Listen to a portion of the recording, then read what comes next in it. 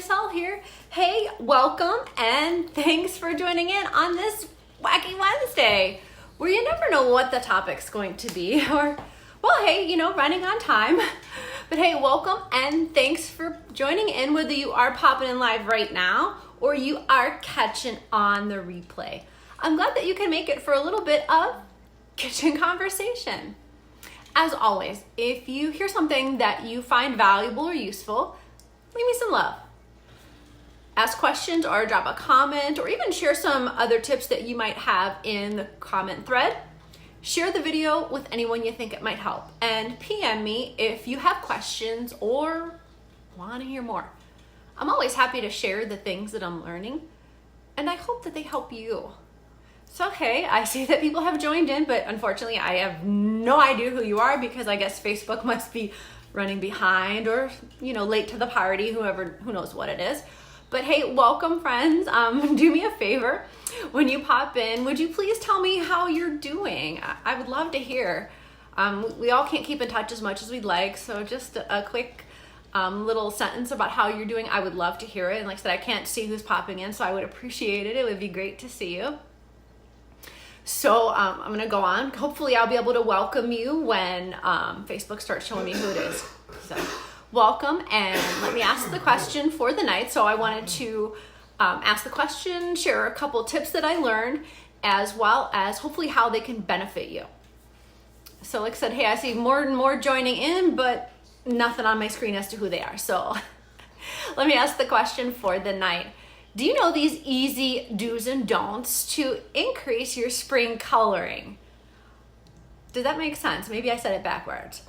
But you want to increase your spring coloring. Do you know these do's and don'ts? Oh, hey, thanks, my friends. At least someone let me know they were there. Thank you. I guess Facebook is really lagging tonight. Who knows? But hey, like I said, drop me a little line in the thread and let me know how you're doing. I'd appreciate that. But like I was saying, do you know these easy do's and don'ts to increase your spring coloring?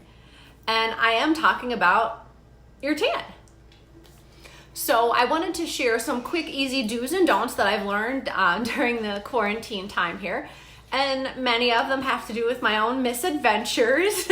So I'm hoping that these tips will save you the trouble and the possible 4-letter words that I was using at the time to make my language more colorful. Oh, hey, Michelle, nice to see you, lady. Hey, I see more and more joining in. Michelle, hope you and the family are doing well. I hope you'll pop in the thread there and let me know how you're doing. And I see more and more joining in. Like I said, I can't see who you are, but pop in there and let me know how you're doing. I would love to know.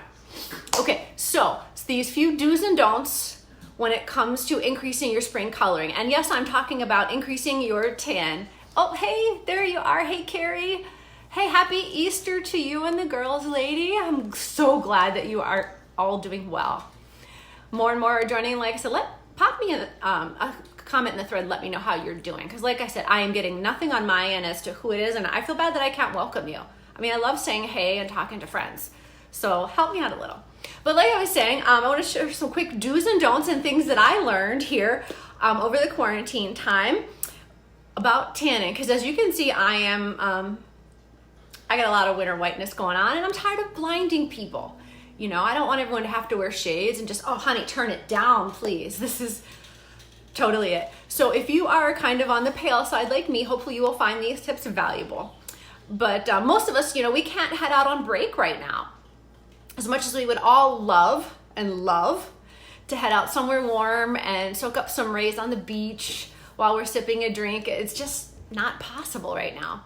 And, we also can't sit out in the sun for hours and hours and increase our risk of skin cancer. And if you are up here in Wisconsin, like I am, the weather isn't quite conducive to sitting out in a bathing suit and soaking up some sun rays. And just yesterday, it was a beautiful day, and I was very tempted to put on my capris and a tank top, but that really wasn't a good idea. Like I said, kind of blinding people. And it's not like anyone can head into the salon or anywhere else to get a spray tan right now. And it's not like I also refuse to go into a tanning bed. As you can see, I'm pretty pale, and I don't want to increase my risk for skin cancer. So I wanted to show you some very simple, easy ways how you can increase your tan at home, DIY, easy little tips. And they're pretty simple. And I tried it out earlier on myself. As always, trial and error. And a lot of errors too. Sorry, that's just the way it is. But first and foremost, when you are going to apply, and today I was going to apply a self-tanner. I wanted to try one and see how it worked for me. So it worked pretty well. So the steps were pretty simple and pretty easy to follow. So first, I'm going to demonstrate on my arms. One I think you can see the difference in color. One I've already attempted this on, which would be this one here. And you can see the difference in color already, and it was within the last half hour. So I wanted to demonstrate on my other arm, but definitely not my legs, because number one, I am not tall. I can't bend over like that, and you really don't want to see that. So we're just going to demonstrate on the arms. Hey friends, I see a lot joining in. I'm sorry I can't welcome you. I'm seeing that there are a lot of people in, but not who it is. So just do me a favor. Pop in the thread just a quick shout about how you're doing. I really would love to know, because we all don't talk enough. But anyways, like I said, I'm going to start with the demonstration and showing you how to increase your tan using a self-tanner. And these are tips from dermatologists, from dermatology PAs, as well as, like I said, a few of my own misadventures and things I've figured out along the way. So first and foremost, if you're going to apply a self-tanner, you don't want to just throw it on anytime. The best time is after a shower or bath when your skin is clean. So I've already washed my arms here to demonstrate, like I said, not on the legs. And you want to have clean skin after a shower is best. Now the next thing you want to do is take a heavy exfoliator. Now a lot of people say that shaving is enough, but I've found that not all of the razors exfoliate in a very consistent manner. So you might end up having very streaky, very patchy looking self-tanner. Hey Mark, nice to see you. Hope you and the fam are doing well. I see a few more popping in, but I'm not catching you. I must be running behind again, but welcome. Hope you and the fam are doing well, and drop me a line. Let me know how you're doing. So with your clean skin, what you're gonna do is take a heavy exfoliator, and I like this paste because, as you can see right here, it's a yellowish color, and because I'm pretty pale, you can see it on your skin. So if you are going to tan, once your skin is clean, you wanna take your, it's a heavy exfoliator. I like a microdermabrasion type paste because it is a heavy exfoliator and it will remove any of the dead skin cells that you have on top.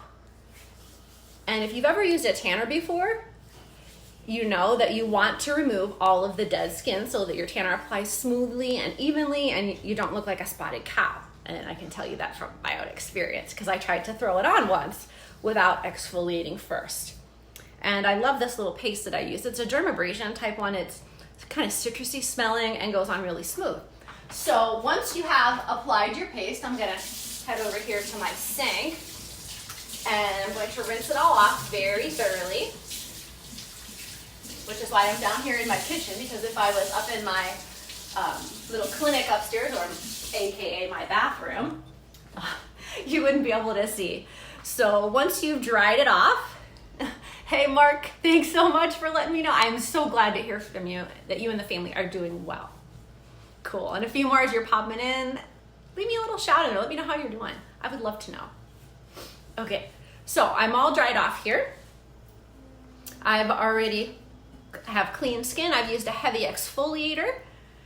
And like I said, my skin right now feels really soft, like baby soft, baby smooth. And I don't feel any flakes. I don't see any dry skin. So I know that when I go to apply the self-tanner, it's going to go on very smoothly, very evenly, and it's going to look natural. And I like looking natural. No need to look like a spotted cow or a giraffe. So next, you want to take your self-tanner, and most of them are a foam, which really applies evenly. So all I'm going to do is just pop some in my hand right here, just one pump at a time. I mean, that is really all you need. So I'm going to take my hand here, an arm. It's so much easier doing this in your own mirror, though, let me tell you.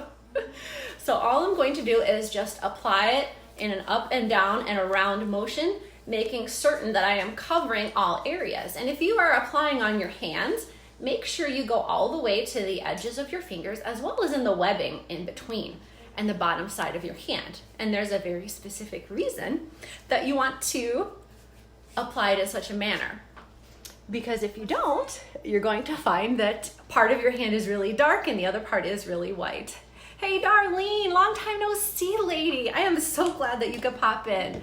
Let me know how you and the family are doing. Leave me that in the thread, please.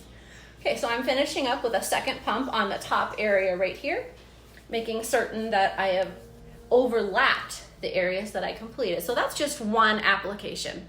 Now, most times, especially if you are really, really pale like me, a second or a third application is needed. So you just simply reapply again, and you spread in the same manner, making certain that you go in a more circular and outward sweeping motion like this in order to hit all of your main areas. And like I said, fingers in between the webbing is even useful. And as soon as you have completed applying it, you want to make sure that you are washing it off with soap and water, because like I said, if you are applying a ton of self-tanner to this part of your hands in order to apply it to other parts of your body, you're gonna find that your hands get really dark really fast. Personal experience. But I do like using multiple applications, and I've noticed that it works quite well. And I've tried a lot of different types of tanners before, and many of them came out kind of Oompa Loompa-like, and I really don't enjoy looking kind of unnatural and kind of fake at the same time. Okay, so since I just finished, I want to make certain that I washed my hands thoroughly just to get the excess off. All right, so after you have applied your self-tanner, now you're not going to notice the results right away. If you're looking at my arms, and these are both in the natural light in my kitchen, you can see that I've done this arm already, and it's a good bit darker than my left, which I just completed here. So it does take a little bit of time for full color to show. And as soon as you have completed applying your self-tanner, you want to finish with a body butter and a heavy type moisturizer. You want to apply that, gently to the areas that you have just applied your tanner to. And what that's going, and the benefits of applying a lotion right away, is that it's going to allow that all to sink in, and it's going to keep the color and keep your skin looking soft and shiny and moisturized and give you a little bit of that glow. So hopefully you can see the difference of a tanner applied, half hour, 45 minutes ago versus just right now. Hey friends, nice to see a few more joining in. Hey Carla, nice to see you lady. Hope you and the fam are doing well. Hey Chase, good to see you, dude. Awesome, hope you and the family are doing well. Carla, Chase, would you do me a favor and pop in the thread for me a little bit about how you're doing? And the family, I would love to know. So hey, yeah, tan, yeah, we're all just going on with our paleness here. Yep, blinding people with our whiteness, Chase. So yeah, and like I was saying, what you'll find is that once you've applied a lotion after your tanner, because most of us can't hang out in the sun right now, you will find that it will last, you'll find the results last longer, it will look smoother, it will look even, it looks natural, and won't have those streaks in there. And it usually lasts probably 2 to 3 times longer if you have a lotion on there to keep your skin moisturized. And last but not least, the next time you go outside, after you've just applied your tanner, like I said, you can see the difference just in a half hour, 45 minutes. That you make sure that you apply an SPF 30 sunscreen. And again, there's a very specific reason and personal experience attached to this one, because you can still get burned even though you have a little bit of a self-tanning foam applied on your skin, because it's not an actual tanning shield. It doesn't filter out the rays, and it tends to be very painful. So make sure you apply your sunscreen. So I hope that you found these tips helpful, and I'm just going to review them real quick. So when you are applying a self-tanner, or if you happen to know someone who likes and enjoys a self-tanner, you want to make sure you start with clean, fresh skin from the shower, preferably. Use a heavy exfoliator like a dermabrasion type paste. Just use one pump at a time, and make sure you spread it to overlapping all the areas, including even like hands and the webbing in between. Then wash your hands in between applications so that it doesn't apply very thickly in just one area. Seal it with lotion, and then use an SPF 30 plus sunscreen when you're out in the sun. So I hope that you found these tips helpful and valuable, including my own little misadventures here and there. So just leave me some love. Leave me a hey, or even pop in the thread how you and the family are doing right now in all this craziness. I would love to hear from you. Because like I said, Facebook has not been showing me who you are, and I would love to know how you're doing. Like I was saying, drop a comment in there. Share the video with anyone you think it might help or find it valuable. PM me if you have questions or would like to grab some recommendations on self-tanners. I'll be happy to shoot you some details and let you know what's been working for me. So you can't head out on vacation. You can't spend as much time on the beach as we'd like, working on that nice healthy tan over spring break. And we're not able to head out to the pools either. Spas, salons, you name it. But there are some simple and easy tips that are going to add a little bit of healthy spring color to your skin, as well as other parts. Like I said, here we are. This one's going to catch up fast. And I hope it will help, and I hope those tips will help you scare away your winter whiteness. Just with a simple tanning foam. So I hope that you all have a very happy Easter and a very happy spring. I'll catch you later.